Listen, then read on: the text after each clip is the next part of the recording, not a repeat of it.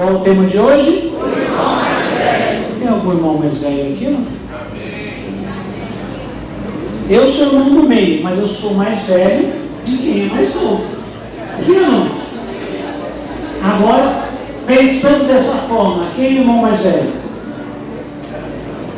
Qualquer um que é do meio para cima é o irmão mais velho. Tirando os caçulas, não sobra ninguém, né? Quase ninguém, brincadeira, irmãos. Queridos, nós estamos falando sobre relacionamentos, amizades. Já falamos aqui sobre um irmão, né, um amigo que é mais chegado que o irmão. Já falamos outros temas aqui. E hoje eu quero compartilhar com vocês um princípio muito importante, né, sobre relacionamentos. A nossa palavra hoje está em Lucas capítulo 15, dos versículos 25 a 32. Mas antes de começarmos a falar a palavra, eu quero fazer uma oração com vocês. Curva a sua cabeça, feche seus olhos e vamos fazer uma pequena oração. Pai, em nome de Jesus, nós estamos na Tua presença, Senhor, neste momento, na Tua casa, Senhor, neste dia de celebração, de adoração ao Teu nome.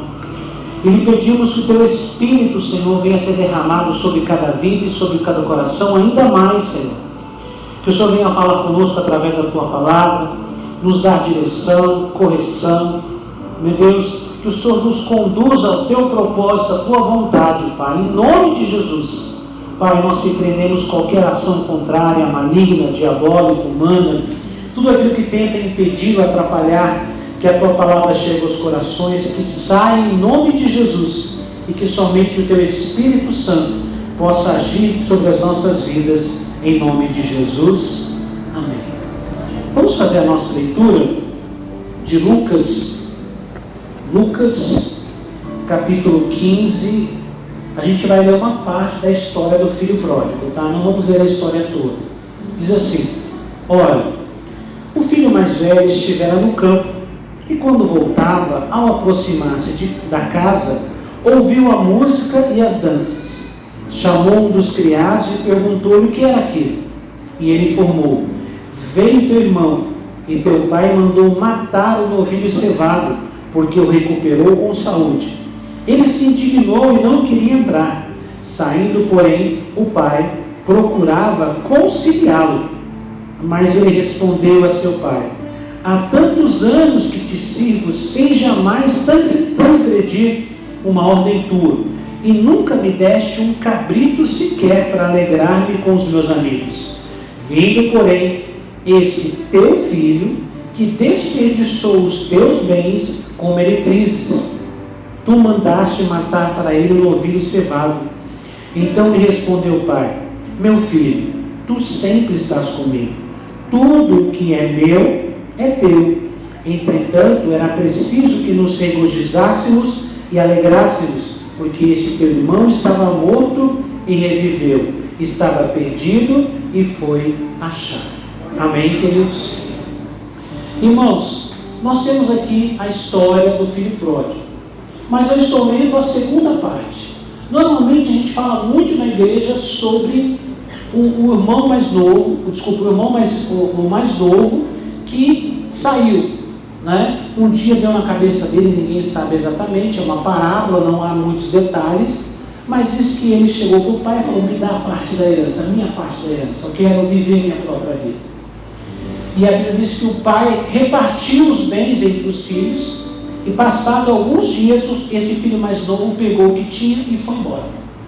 E a Bíblia diz que ele foi para um lugar muito distante, e lá gastou, a Bíblia fala assim, gastou dissolutamente, gastou sem pensar, saiu queimando, né? Acabou com o dinheiro, até que chegou um ponto que ele ficou sem nada, sem dinheiros e consequentemente sem esses amigos, né? Que são os amigos que vêm com o dinheiro, são os amigos que vão quando o dinheiro acaba, né? O dinheiro vai, os amigos vão também, esses amigos. E esse país, esse lugar onde ele estava, passou por uma grande crise, uma grande fome. E ele acabou indo trabalhar num local e deram para ele o trabalho de cuidar de porcos. E ele foi cuidar dos porcos. Mas só que ele não tinha nada. E ele dava comida para os porcos. A Bíblia fala alfarrobas. As alfarrobas eram frutas amargas que não são geralmente comida pelo ser humano, não é de consumo humano, é só para dar para animais. E ele estava com tanta fome que ele tinha vontade de comer aquelas frutas que eram para os animais, mas não lhe foi permitido. Quando ele ficou naquela situação, ele disse que ele caiu em si e disse: pequei contra os céus e pequei contra o meu pai. Ele lembrou: na casa do meu pai, os empregados têm pão para comer. Aqui eu nem comida de porco eu tenho para comer. Que situação triste. E naquele momento ele falou: vou voltar para a casa do meu pai.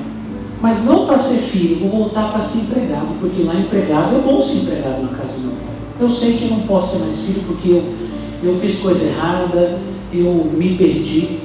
E a Bíblia diz que ele voltou para casa. E quando ele estava chegando em casa, de longe o pai o avistou, foi lá, abraçou, beijou e falou: tira essa roupa velha, essa roupa como de um mendigo, sandálias, coloque roupas novas, sandálias nos seus pés, coloque o anel. O anel significa autoridade. As famílias nobres tinham um anel que identificava a família. Então colocou o anel no dedo dele, quer dizer, você está de volta na família. E o pai mandou matar um animal muito bom, né? Um bezerro, um animal cevado, quer dizer, aquele mais nobre que tem, que é novo e que tem a carne mais de qualidade, né? Os churrasqueiros aqui de plantão devem saber disso, né? Carne boa, carne nobre, e mandou fazer uma festa. Eles estavam celebrando, o pai celebrava a volta do filho. E aí entra um texto que nós lemos aqui. E o irmão mais velho estava no campo trabalhando. Quando o irmão mais velho chega, ele começa a ver que está tendo uma festa, um evento, ele não sabe o que é. Ele chama um dos empregados e fala: vem cá, o que está acontecendo? Aí o empregado fala: olha, o seu irmão voltou para casa. Aí ele ficou todo revoltado, ficou bravo e não queria entrar, emburrou, como diz assim, né? O pessoal costuma dizer, emburrou do lado de fora, não queria entrar na casa.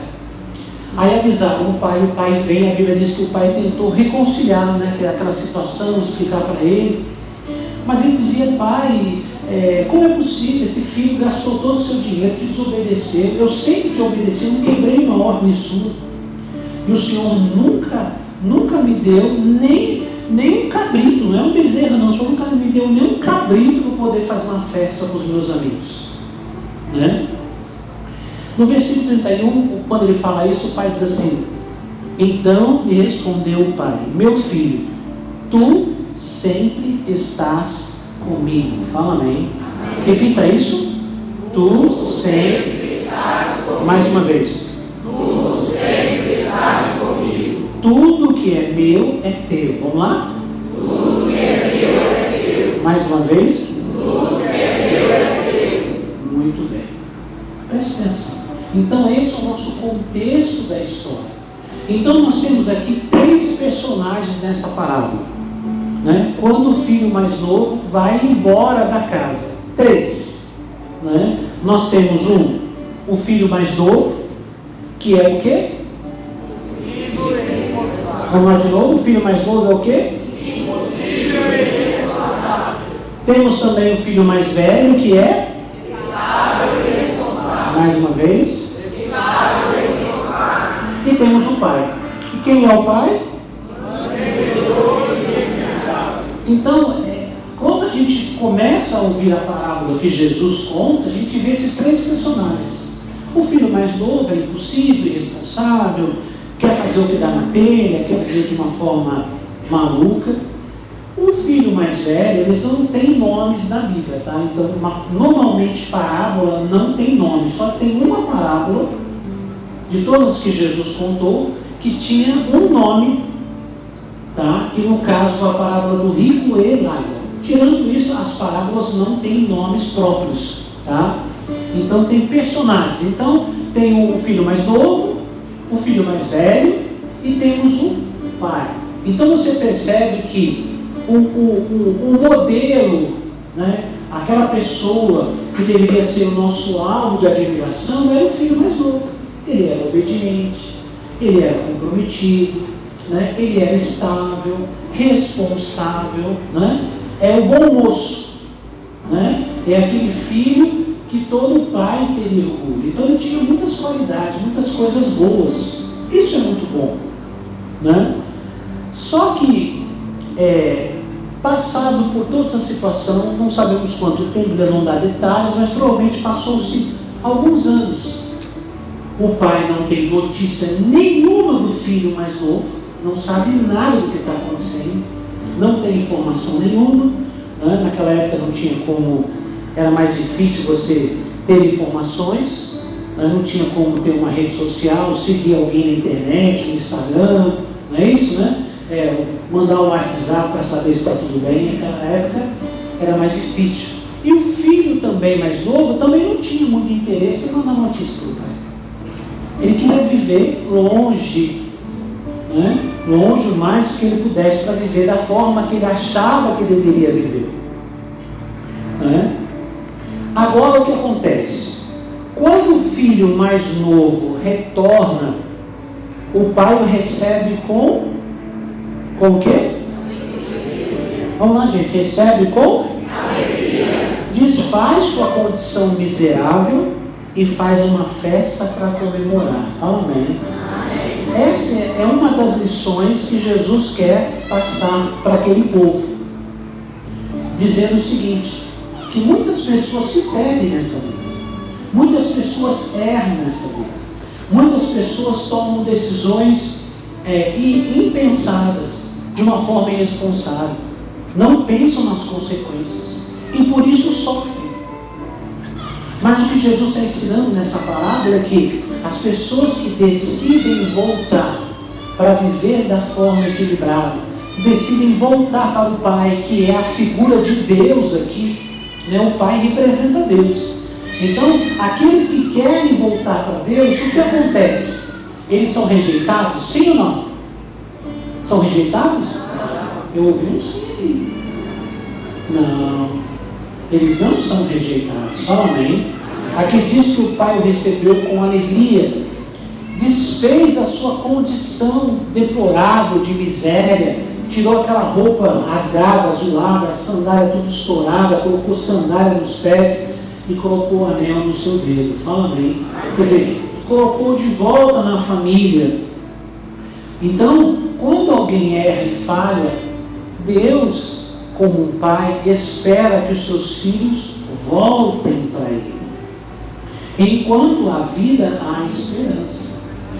Nós oramos por muitas pessoas que nós conhecemos, que um dia já viveram esta vida na presença de Deus, mas se afastaram.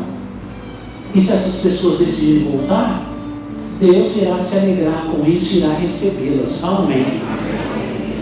Mas agora nós estamos num outro tempo.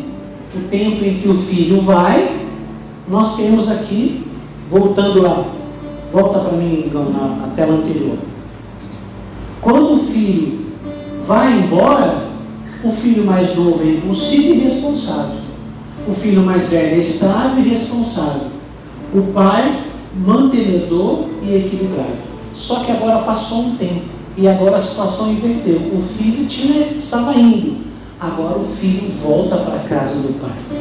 Então agora a gente vai ver 3 personagens dessa parábola depois do filho mais novo retornar. Filho mais novo, como é que ele está?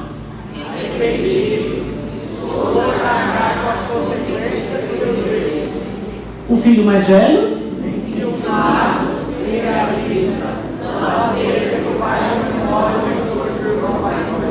E o pai?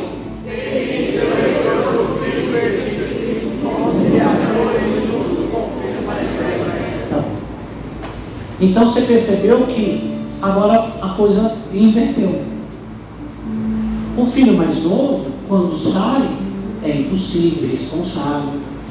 Mas o sofrimento me faz bem. Como assim, pastor? O sofrimento me faz bem? Tem gente que as coisas boas lhe fazem mal. E tem gente que as coisas ruins lhe fazem bem. Pode parecer um contrassenso, né? Contraditório, mas não. É que tem gente que, se as coisas forem muito bem para ele, estraga ele. Verdade. E ele passou por muitas coisas difíceis. Começou bem e descambou, como eu já contei para vocês. Mas ele caiu em si e ele se arrependeu. E ele volta para casa, não dizendo: eu vou lá pegar a parte do meu irmão ou as coisas do meu pai. Ele diz assim: ó, na casa do meu pai os empregados têm pão para comer. Eu vou voltar para a casa do meu pai não para ser filho de novo. Se eu for empregado, pelo menos eu vou viver. Aqui nem viver eu consigo. Ele não está interessado agora no dinheiro do pai, nos bens do pai. Ele está interessado só em voltar para a casa do pai. Então, isso é um verdadeiro arrependimento.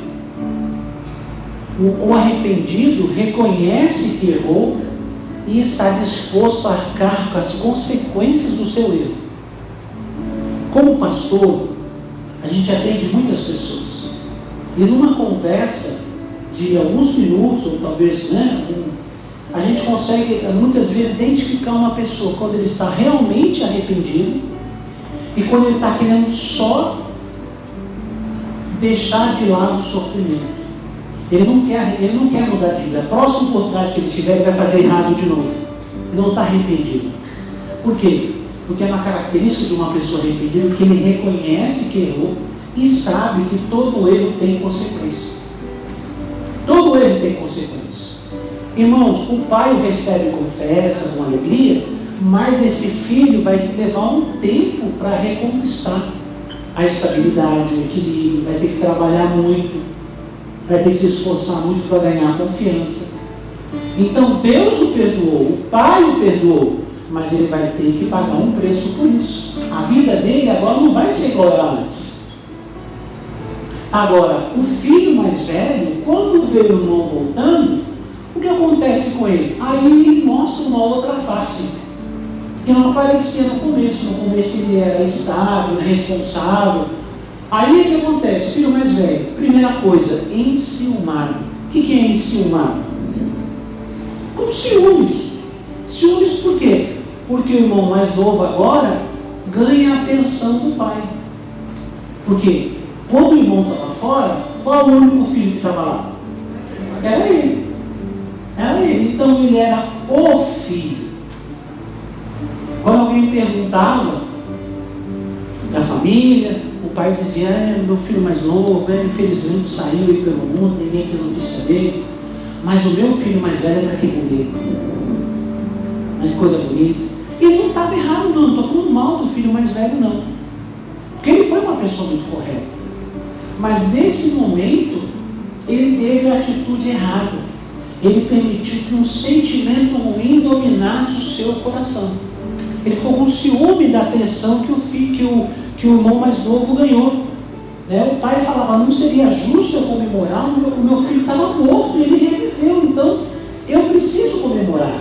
Mas ele estava dizendo: não vai ter festa todo dia, é agora, nesse momento, eu estou muito feliz. Então é isso que o pai está tentando explicar para o mais novo e ele não aceita. Eu coloquei aqui porque ele é legalista. O que é isso, irmãos? É aquela pessoa que sempre vai dizer: eu fiz certo e o outro fez errado. O legalista é assim, ele se apega a leis, a mandamentos. É o típico religioso. O que é o religioso? Ele se apega a alguns textos da palavra e fala: eu sou fiel, eu entrego o dízimo, eu sou isso, sou aquilo. Mas ele tem outras áreas da sua vida que não foram tratadas, que não foram cuidadas. Mas ele não é capaz de perceber. Por quê? Porque ele está preso à lei somente. E ele julga as outras pessoas. Fulano fez tal coisa errada. E é uma pessoa difícil de perdoar. Deus já perdoou, mas ele não quer perdoar. O mais ofendido nessa história era o pai. Porque o filho disse: eu não quero mais ficar sob os cuidados do meu pai. Não era sob os cuidados do meu irmão. Eu não quero mais ficar debaixo da autoridade do meu pai. E ainda pediu uma parte da herança, ainda vivo, irmãos. Isso é um desrespeito. respeito você pedir herança com o pai vivo. Ainda mais sendo o filho mais novo. Normalmente, na tradição judaica, o filho mais velho ficava com a herança e administrava a família. Essa era a tradição. Então, quando esse moço fez esse pedido, irmãos, pelo amor de Deus, foi uma ofensa para o pai. Mas quando ele volta arrependido, o pai o perdoa. Fala amém. Mas o irmão não perdoa. Existem muitas pessoas na igreja que são cristãos. São homens e mulheres de Deus, abençoados, mas têm dificuldade de perdoar. Tem dificuldade de aceitar que alguém errou e agora consertou e quer começar de novo. Por quê? Mas eu sempre fiz tudo certo. Por que essa pessoa agora vai ter oportunidade? O que eu ganho fazendo tudo certo? É uma pergunta comum, não é? O que eu ganho de obedecer? O outro obedeceu, agora voltou aí, ó. Até festa fizeram para ele. Nunca fizeram uma festa para mim. Irmãos, a resposta do pai é muito importante aqui. Por isso que eu pedi para vocês repetirem. O pai diz assim, ó. Então lhe respondeu o pai: meu filho, tu sempre estás comigo. Tu sempre estás comigo. Tudo que é meu é meu. O que o pai está dizendo? Ele perdeu tudo, agora ele está voltando. Você teve duas coisas. Primeiro, você sempre teve comigo. Você não precisou sofrer. Você não precisou passar vergonha, humilhação. Você não precisou passar fome. Você não precisou passar por situação difícil. Você estava aqui comigo, então tudo que você precisava você tinha. E outra coisa, você não perdeu nada. Tudo que eu tenho é seu. O seu irmão perdeu o que tinha. Agora vai ter que recuperar. Vai correr atrás. Mas muitas vezes nós não valorizamos o que nós temos. Isso é muito sério. A gente olha para alguém e fala: puxa, parece que aquela pessoa ficou melhor do que eu, ou aquela situação. Não. Você está bem. Porque você está na presença do Pai. E tudo que Ele tem é seu. Fala amém. Irmãos, eu já tive muitos conhecidos e amigos na igreja, irmãos na fé, que se afastaram de Jesus, ficaram um tempo fora e depois voltaram. Eu, graças a Deus, nunca me afastei da igreja. Desde que eu fui batizado quando eu tinha 13 anos, já chegando aí a 45 anos quase, né? Muito tempo. 44 anos que eu conheço a Jesus. Nunca me afastei de Jesus. Mas, irmãos, eu não queria viver o que eles viveram. Eu não queria passar pelo que eles passaram. Porque a vida não é fácil, mesmo para quem tem Jesus. A gente tem provas e tem lutas. Mas eu me lembro de quando eu não tinha Jesus. Quando a minha família não tinha Jesus. Eu lembro a dor, o sofrimento, a miséria de uma pessoa viver sem Deus. Eu não desejo isso para ninguém. Eu não quero para mim e não desejo isso para ninguém. Então, quando alguém volta para Jesus, eu tenho que recebê-lo de braços abertos. Eu tenho que estar feliz, fala amém?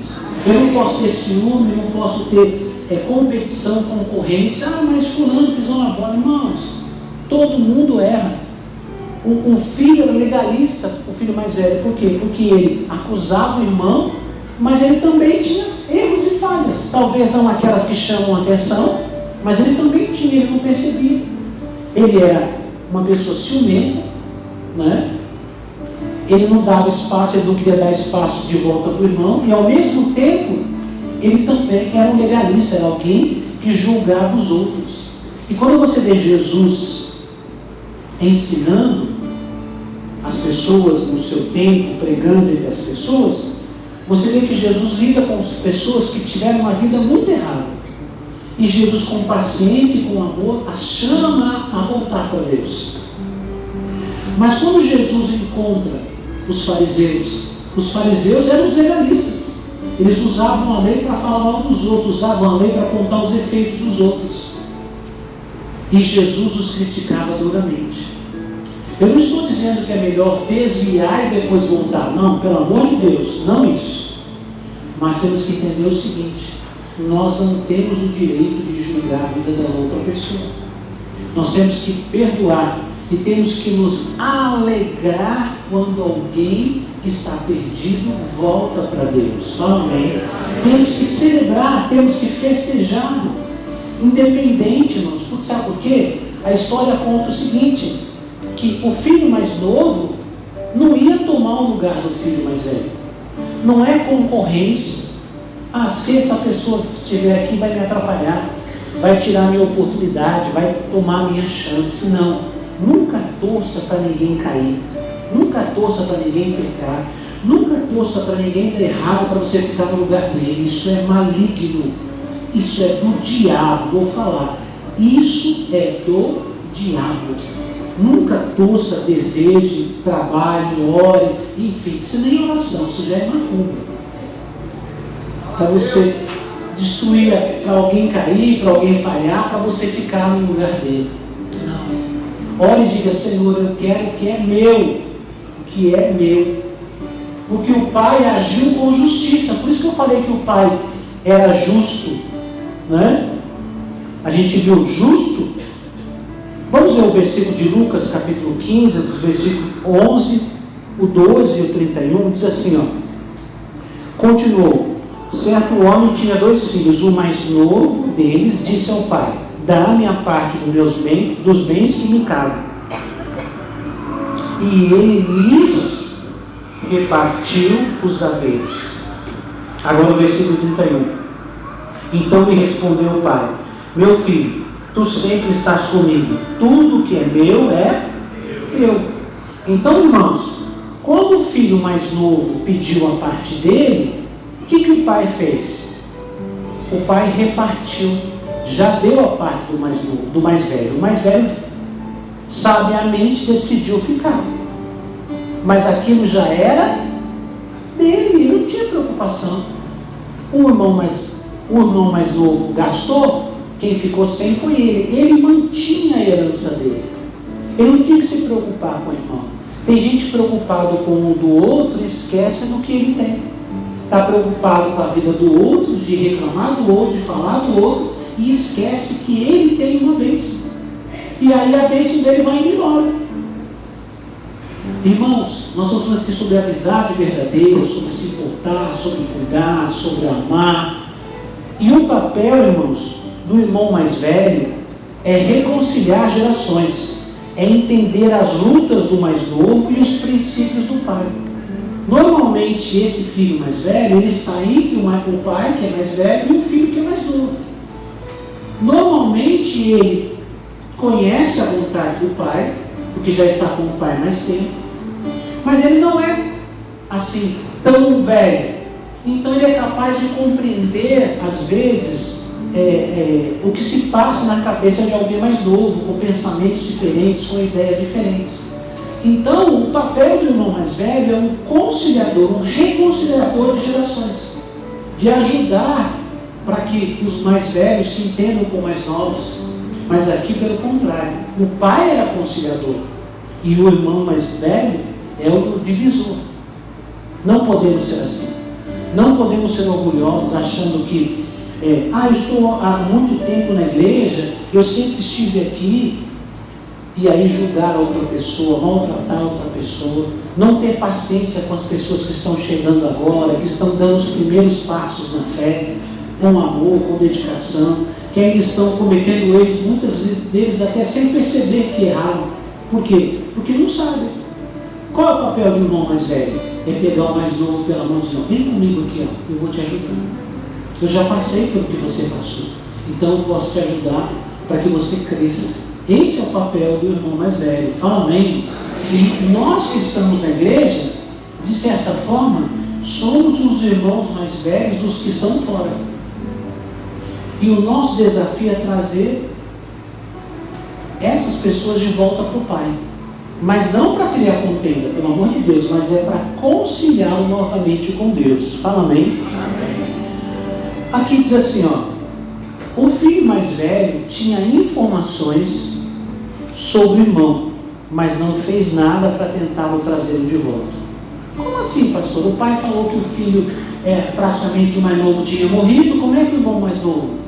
E quando o filho mais velho argumenta com o pai, o que ele diz? Lucas 15:30.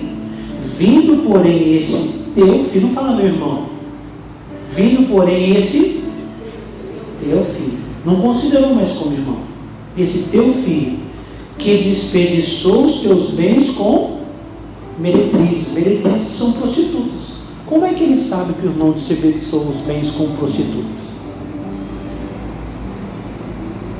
A Bíblia não fala que ele desperdiçou, diz que absolutamente, mas ele fala que o irmão fez. Sabe o que isso quer dizer? Que ele tinha informação sobre o irmão, mas nunca contou para o pai. O pai achava que o filho estava morto. Perceberam que tristeza é isso? Perceberam? Ele era bonzinho, mas não era tão bonzinho assim.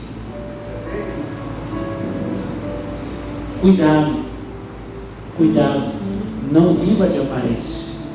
Não seja um religioso, legalista, se apega a leis, julga as outras pessoas. Cuidado, não estou dizendo que você também tem que ser aquela pessoa que permite tudo, que concorda com tudo, não é isso. Mas cuidado para você não viver julgando os outros, esquecer de cumprir você mesmo os princípios da palavra de Deus.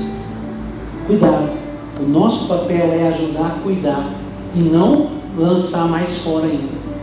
Não há nenhum momento que diz que o irmão mais velho tentou trazer o irmão mais novo de volta, encontrou-se com ele para lhe dar uns conselhos. Meu irmão, vem cá, senta aqui comigo. Nosso pai é gente boa, a vida com o nosso pai é boa, você não entende, vem cá, vamos voltar para casa. Não tem isso. Mas ele sabia onde o irmão estava e o que estava fazendo. Quantas pessoas você que é aqui na igreja acompanha a vida de pessoas que não estão mais na igreja? O que você está fazendo para trazer eles de volta?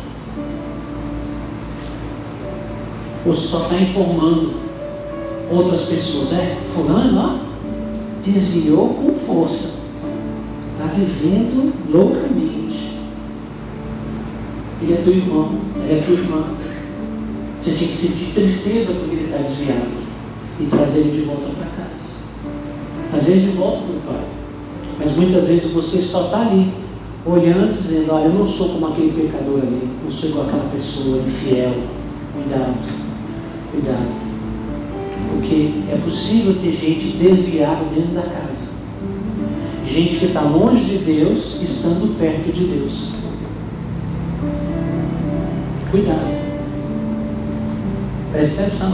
Eu não estou aqui criticando ou julgando, mas fazendo uma reflexão com você. Cuidado com o excesso de religiosidade, porque você pode entrar numa furada. Lucas 15:24, o pai não tinha nenhuma informação do filho mais novo e até chegou a pensar que ele tinha morrido. O pai achou que o irmão tinha morrido, o filho mais novo tinha morrido. Lucas 15:24, o pai diz isso: porque este meu filho estava morto e reviveu, estava perdido e foi achado, e começaram a regozijar-se. Então, para o pai, o filho estava morto. Não estava morto porque ele não queria mais o filho, porque ele não tinha mais informação, nunca mais deu notícia. O irmão mais velho tinha notícia, mas nunca trouxe para o pai, nunca alegrou o coração do pai. Nós temos um exemplo de irmãos que agiram de forma errada com quem? Com José. Não está no meu texto aqui, mas estou me lembrando agora. Lembram de José? José, um dos filhos mais novos de Jacó. Os irmãos enciumados porque ele tinha uma bênção, fizeram o quê? Queimaram ele.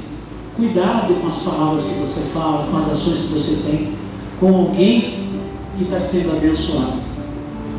Que você põe pé de tropeço na vida dos outros, atrapalha, fala mal, cria problemas. Como eu disse no começo, nunca ore, nunca torça e nunca faça nada para prejudicar alguém. Porque nesse mundo nada passa desapercebido diante de Deus. Para você conquistar a sua posição, você não tem que enganar, mentir, tirar a gente do seu caminho. Você não tem que fazer nada disso. Você tem que se manter fiel, porque Deus vai honrar você. Fala amém. Deus vai abençoar você.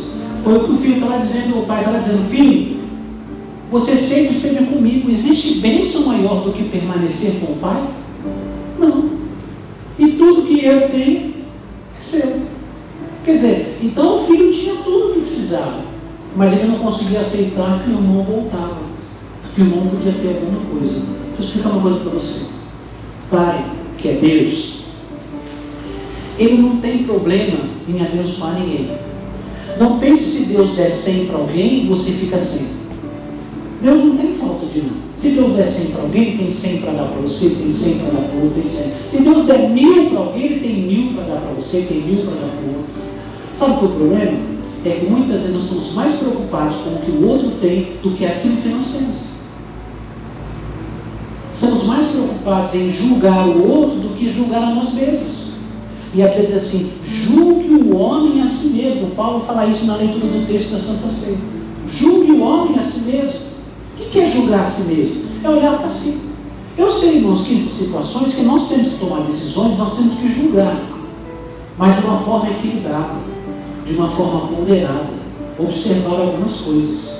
Cuidado para você não querer colocar de lado pessoas que você entende como concorrentes seus, como pessoas que você acha que te atrapalham. Irmãos, ninguém atrapalha você no propósito que Deus tem para a sua vida, a não ser você mesmo. Lá em Romanos 8, Paulo diz assim: quem nos separará do amor de Cristo? Ele faz uma lista gigante. Do espiritual, do sobrenatural, do futuro, do passado. Nada pode nos separar do amor de Deus que está em Cristo Jesus. Preste atenção. Nós não somos concorrentes. Digam vocês. Nós não somos concorrentes. Fala de novo. Nós não somos concorrentes. Fala para o seu vizinho: você não é meu concorrente.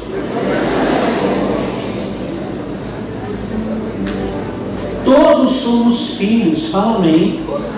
Tem bênção, tem herança, tem unção, tem prosperidade, tem bênção, tem dons para todos nós. Você não precisa do dom do outro, porque Deus já deu dom para você. Você não precisa de unção do outro, porque Deus também já deu unção para você. Então, o nosso desafio como cristãos, como amigos, como irmãos, é cuidar uns dos outros, para que todos nós fiquemos bem na presença de Deus. Tem espaço para todo mundo, tem lugar para todo mundo. A casa do Pai tem muitas moradas. Jesus falou isso. Na casa do meu Pai há muitas moradas. Não tem falta de morada. Eu tenho que tirar você, senão não tem lugar para mim. Não. Tem lugar para todo mundo aqui na presença de Deus. Amém. Vamos ficar em pé e vamos orar em nome de Jesus. Pai, nos colocamos em Tua presença nesta manhã, Senhor. Nós clamamos a Ti, clamamos o Teu nome, Senhor. Pai, tenha misericórdia de nós e nos perdoe, Senhor, porque tantas vezes temos agido como irmão mais velho, legalistas, enciumados, querendo achar problemas, dificuldades sobre a vida dos outros. Pai, nos perdoe, Senhor, porque muitas vezes queremos que os outros olhem para nós de uma forma positiva, mas nós não olhamos para os outros desta mesma forma. Nos perdoe quando muitas vezes, Senhor, falamos ou fizemos alguma coisa, Senhor, visando algum benefício, passar à frente de outra pessoa, ganhar, nos promover ou até tirar alguém do caminho. Tenha misericórdia de nós. O sangue de Jesus tem poder, meu Deus. Cubra-nos com a Tua presença. Limpa a nossa mente, limpa o nosso coração. Perdoa-nos, Senhor, e traz a Tua unção sobre nós. Que o Teu Espírito esteja sobre as nossas vidas. Que a Tua unção esteja sobre nós, para que nós possamos amar, para que nós possamos cuidar, para que nós possamos zelar, aconselhar, meu Deus, buscar aquele que está perdido, que nós possamos cuidar daqueles, Senhor, que estão fora da Tua presença. Coloca sobre nós um encargo, uma responsabilidade, um desafio do nosso coração, Senhor, de trazer aquelas pessoas que se afastaram, os nossos irmãos que se perderam, Pai. Coloca o Teu amor em nós, sabendo que há lugar para todos, a bênção para todos, a unção para todos, meu Pai. Nós lhe pedimos e agradecemos, em nome de Jesus. Amém e amém. Vamos aplaudir o Senhor.